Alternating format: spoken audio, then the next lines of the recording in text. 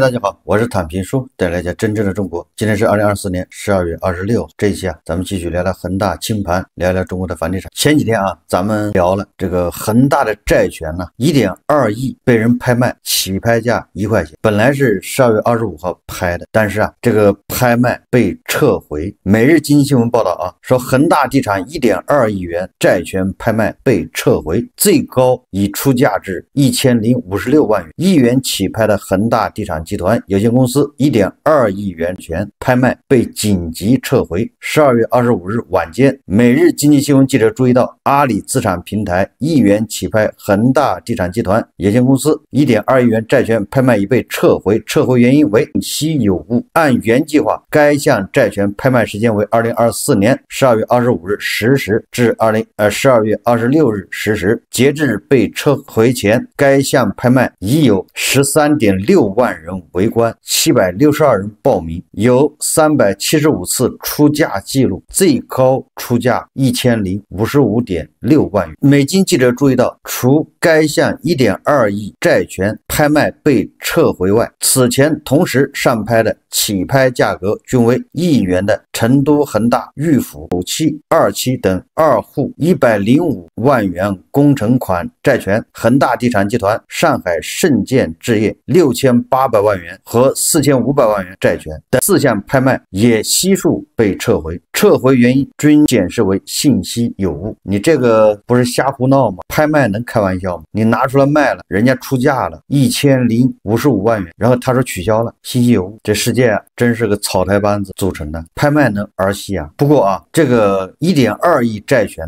居然拍了1055万，这个其实挺高的。你想，这个相当于10%了，就是清偿率如果低于10%，你这都不赚钱。你花了1056万元把这个债权拿到手，你要不拿回来1200万，你肯定是赔钱的，你还好多费用呢。但是你说恒大目前这个情况，它清偿率能有10%吗？这个还是赌啊。当然了，我没有仔细看它这个详细的信息就是1.2亿债权里面有什么担保，对吧？有什么保证措施这不太清楚。有人喜欢刀口舔血，喜欢空中接飞刀他认为这个有利可图。在我看来像阿里拍卖，它不是司法拍卖，你法院它是强制。像这种债权人愿意把这个拿出来卖，那就说明他自己处置不了。如果他轻易的就能处置个2000万回来，恐怕他自己处置了，他没必要在这卖1000万。也就是说，这个债权人他自己无能为力，所以他把这转让让你们自己出钱买，谁价高，对吧？谁得。在我手上他是个垃圾，但是到了你手上，说不定你通过包装或者你通过其他的途径实现的债权恐怕还不少，有这种可能但是我想这个真正第一手的债权人他处置不了，那你说你比第一手的债权人强在哪？你有什么资源？第二，我们再看一下天眼查显示12月26日建议集团新增开庭公告，其中一条涉及装修装饰合同纠纷，原告建议集团，被告济宁市碧桂园房地产开发有限，开庭日期2024年12月26日。这个建议集团他已经被证监会罚了就是涉嫌信息披露违法违规。这里面重要的是碧桂园，你看碧桂园又被建议集团给告了，那肯定是经济纠纷碧桂园欠人家钱装修这个碧桂园脖子上的绳子又多了一根。我们再看这个报道12月25日全国住房城乡建设工作会议召开，这个会议指出2024年中国房地产市场出现止跌回稳迹象，各地持续打好保交房攻坚战，已交付住房338万套，完成既定目标。新建商品房交易面积连续2个月实现同比和环比增长，城中村改造已扩展至300多个城市，实施项目1790个，建设筹集安置住房161.7万套，改造危旧房7.4万套，同时建设筹集各类保障性住房172万套，解决新市民、新青年、农民工住房问题，并支持2050万人取公积金支付房租，覆盖100多万灵活就业人员。城镇老旧小区改造新开工5.6万个，更新改造管线超5万公里，加装电梯2.5万余部，建设停车位50万个，完成燃气管管道老化更新改造6.1万公里，建设改造各类管网16.3万公里，新开工综合管廊201公里，更新设备117万台。这个是住建部的2024年年终总结这是它的业绩完成的 KPI。这里面最重要的保交房338万套，平均一套100万的话，那就是3.8万亿。对于那些拿到房子的，好歹也松口气就是钱花了，房子看到了，虽然这房子恐怕贬值了，但总比房子不见了要好。对于那些还没有保交楼成功的，恐怕还在煎熬之中越往后应该是越难啃的骨头。就是好保交楼的，容易保的，恐怕24年都解决了，25年恐怕就是那些窟窿比较大的，所谓的就是攻坚战。同时随着保交楼推进，房子的供应量也大增，这个随着供应增加，对房价是不是个压力？所以说这个所谓的止跌回稳这个也只是在个别地区，对吧？北京、上海这样的城市止跌回稳，其他的地方你很难说稳住了。昨天说了3、4线城市都没有什么成交，怎么叫稳住了？就是北京也是一言难。我今天在网上看到一个视频，这个视频应该是一个房产中介拍的，像是真实的街头采访。这个视频看了也挺让人心酸的，大家可以欣赏。您现在这个北京人是原来是东北人对。那现在生活怎么样？在这边生活不行。为啥呢？没有退休金啥的吗？有退休金，有退休金有哎呦，那退休金多少6000。6000那您觉得就是像咱们东北人或者外地人到北京落户以后，跟就是咱们东北有什么差别吗？东北人能干，好多人干的比我好多了。那您现在身体状态怎么样？根本就没去过医院呢。哎呦，这身体这么好，也没吃过药。我没吃过药，没去过医院。我每天锻炼身体，每天我就是来散步，就是连散步连溜达，然后呢，碰着啥就捡点啥，那边生活补贴一下。对，没毛病。因为我那孩子现在没工作，现在找不着工作，这工作非常不好找。您孩子现在没有工作，40多岁了。40多岁，那没有工作干什么工作？工作是完了被那个单位给他裁员下来之后，就再没有了。单位裁员。他在外企工作，以前都是。那现在就在家呢呗。在家的。关键我们家来这儿之后我们在这一直就受到歧视，一直就是。到现在呢？现在没事，没人管那劲儿。那时候在50几年、60几年、70几年、80几年都是，就是说干什么也不行。那您来北京以后都从事过什么工作？我在北京就上学，就是上学，一直上的中学毕业，完就插队，下乡插队到陕西插队，到陕西插队3年之后又回到北京，回来之后可以在原户籍地落户。比如从这儿走的还在这儿落户。从这儿走还在这儿落户。你得签个条件，我第一是不要住房，不能说现在人口多了住不下了。不能要住房。第二没有工作也行，不需要工作。那您现在住的房呢？现在住的房管局的房。公房。对。14点多平米，我们3个人住，那个1年的房费才300块钱，国家就是便宜，等于白让你住。那3个人都谁住啊？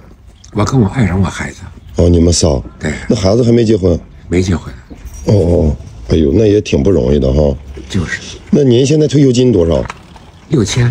6000。那老伴儿呢？4000。4000。对，也够用。可我那孩子用的比较多，他自己花的比较多，就是。自己花的比较多。现在我主要是为他呢，要不为他，我跟我爱人生活富富有余。我们俩1个月的生活费上，实际我的孩子那时候他不在工作的时候，我们俩生活费1个月花不了1000块钱。你们俩都花不了1000。花不了1000，真的累。我一会儿就想给孩子在这多挣一天是一天的事。哎呦，我这可怜天下父母心呐！不是，他对我现在根本就不说话。你要像马云那样的，像王健林那样的，你要孩子行，你要孩子干嘛？问我。他马云那孩子，我想干嘛干嘛吧，心酸的厉害呢。跟他妈也这样。也这样。而且我觉得非常对不起他妈。为什么呢？我都不愿意想这些事儿。我爱人没吃过一个整个的苹果，都给孩子吃什么他妈的皮糊啃一啃。现在他还在内蒙打工呢。那您不是说仨人都住在一起吗？后来因为他是包头人，他们家是包头，他回去看他的两个哥哥去，他两个哥哥一个脑梗了，还有一个哥哥也80多岁了。我说那你得包头住吧，你心情好一点，我希望他们住得开心一点，是吧？他在他们家非常开心。哦，非常开心。行，叔你对他特别好。哦，他妹妹跟他对他也好，在这可不行。我的孩子动不动就翻脸，动不动就翻脸，动不动就翻了。什么也不能问他。每天买什么周黑鸭、叠个鸭脖这些，我这些吃的好吗？这些不好。你就是舍不得花钱什么的，饿死得了，就翻脸。嗨呀，没办法，真没办法。那你说生了养，我的就是想是吧，给我孩子多一点是一点，而且我现希望是吧，我得陪着我爱人，他不走，我也不走。对，得坚持坚持，咱们人生得乐观一点，然后积极一点。他只要一走了的话，我当时陪他一起走。哎呀，叔啊，你这么珍惜你们这份爱情，没考虑啊，不亏。他没吃过一个整个的苹果啊，吃西瓜都是吃完西瓜让孩子把西瓜吃了，剩个就离皮不远的说他吃。我说你吃一块吧，他就不吃。我一直抽烟，都下乡就抽，反正都5年之前记了，就是因为想多省点钱给孩子。就是。但是叔啊，不管是咱们生活有多么难多么困难，咱们得坚持，你说呢？是不管是为了谁，为了老伴儿还是为了孩子，您说呢，叔？通过这个视频啊，你就知道北京有大量的这样的人存在。北京不全是那种衣着光鲜的鲜衣怒马，或者是风尘仆仆，对吧？这个北漂，或者是当地的官二代。北京实际上有大量的这样的人，哎，他们叫老北京，住的其实挺差的，各有各的难。你看，你通过这个视频，你可以看出上山下乡那个年代，可以看出就业对一个家庭是多么重要，可以看出啊，这个啃老，这是真正的靠养老金活着。但这样的人群大量出现，你老指望着北京的房价涨，谁接呢？什么拿什么钱去接？这个家庭啊，就是缺一份工作，在北京，对吧？都找不到工作。他的儿子40岁失业就只能在家待着。他这个家庭啊，唯一的好处就没有负债，没有买套房失业。如果他要买套房失业，那更完蛋。所以我们不能光看到北京表面的繁华，对吧？这些街头巷尾，从这个地点看，我感觉像是北京2环以内。所以说管中窥豹啊，可见一斑。我们再看啊，这个中国经营报啊，今天又刊登一篇文章，叫零首付真香还是陷阱？监管整治房地产市场乱象。关于零首付，咱们谈过很多回了啊。这零首付啊，说白了就是美国次贷危机啊发生的时候，它就是零首付。零首付什么意思？你就好比你就当做租房，你租房不是每个月要交房租吗？你这个是每个月交这个按揭贷款，你租房还要交押金啊。你这个零首付连押金都不用交，这房子就是你贷款每月还，表面看挺好，就让那些没房的人呢，你很轻松就能买到，不要去攒首付。但是啊，第一个你贷的越多，你的利息背的就越多，对吧？你就是给银行打工，这个羊毛出在羊身自己知道。第二个呢，这个风险太大，也就是对很多韭菜来说，他一旦失业，那他房子他也不要了，反正我也没首付，我住了1年，付了1年的按揭，我租房不也得付房租吗？所以他这么一算了，我干脆房子不要了，断供弃供的，期待的就非常。但是啊，你这房子降价了，银行贷款补不上，你还欠银行钱，对吧？这是跟租房完全不一样的。这么情况下，那就很多人会上当，很多人搞不清啊，哎，我没房子，我没钱付首付，但是我看这房子不错，我先买了，到时候顶多我这房子我就不要了，给银行，但你就成老赖了。因为咱们跟美国不一样，你欠银行钱永远欠银行钱，房子不够，那你拿别的补。所以这个零首付啊，对韭菜来说不是什么好事，会让更多的韭菜上当。实际上啊，这个首付越低，就是杠杆越高，这个大家都懂。杠杆越高，现在经济下行，人家都在去杠杆，你还在加杠杆，你这叫逆其道而行之，叫逆风飞扬。哎，咱们现在首付从20%是调到15%，为什么零首付政府也出来反对呢？对吧？这些媒体呼吁，专家说不好听一点，就是政府啊要一步一步的，对吧？20%首付现在调到15%，15%调到10%，10%调到5%，最后是零首付。你这个开发商自己推零首付，那属于抢跑，这哪行啊？对吧？你这不是打乱了部署吗？人家是要一步一步来。我想明年啊，如果楼市还是低迷，那要稳楼市的话，那恐怕首付就调到10%了，完全有可能。但是韭菜记住了啊，这对你不是什么好事。有人举个例子啊，这个打个比喻啊，比较形象，对吧？以前上吊啊，那个绳子离地面2米，你够不着，现在它给调到1.8米，1.8米现在调到1.6米，1.6米到时候调到1.4米，反正给你调低一点，让你想上吊的你能方便把头伸进去，这就是降首付。所以说未来啊，无论是开发商自己推零首付，还是政府推零首付，大家都得小心。零首付不是什么让利啊，让利要么就是降利息，银行的利息实打实给你降，这算是让利，但这个让的是蝇头小利，真正的让利就是房价降，对吧？你打8折打7折，你送购房券，这才叫让利，对吧？一切啊降房价以外的那些让利，那恐怕都是给你挖坑啊。这个专家啊建议，当然了，加上小作文，从3月份，今年3月份开始就还了这个房地产收储，对吧？央行给配套资，现在已经7、8个月过去，这个由地方政府主导的房地产收储到底怎么样了，对吧？政策也给了，到底收了多少套房？这年底了，也应该啊有个交代。我看有媒体报道啊，说房地产收储被指落地缓慢，症结何在？这个是财联社12月23号报道，盘活存量土收购已建成商品房用于保障房，被认为是去库存稳楼市一揽子政策的重要措施之一。这一被寄予厚望的政策组合拳落地情况如何？是稳步推进还是困难重重？其实际进展备受外界关注。虽然一些地方公布了收储情况，但总体来看，各地对存量用地及商品房的收购应面临多重困难，相关落地工作并不容易。一位房地产行业分析师告诉记者，就各地正在推动的收储工作，一家大型国资房企管理层在不久前举行的行业交流会上表示，回购存量用地对于加快房企资金流动性有着重要意义。不过，从其目前观察到的有限情况来看，回购工作实际进展相对较慢。由于